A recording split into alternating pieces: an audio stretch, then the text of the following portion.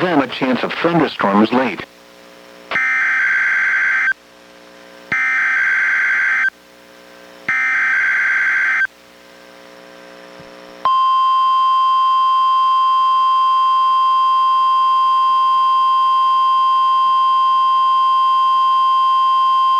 This is the National Weather Service Office in Portland, Oregon.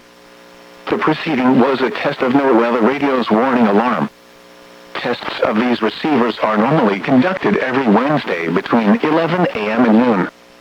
If there is a threat of severe weather on the day of the test, it will be postponed until the following week. This concludes this test. We now return to our regular programming.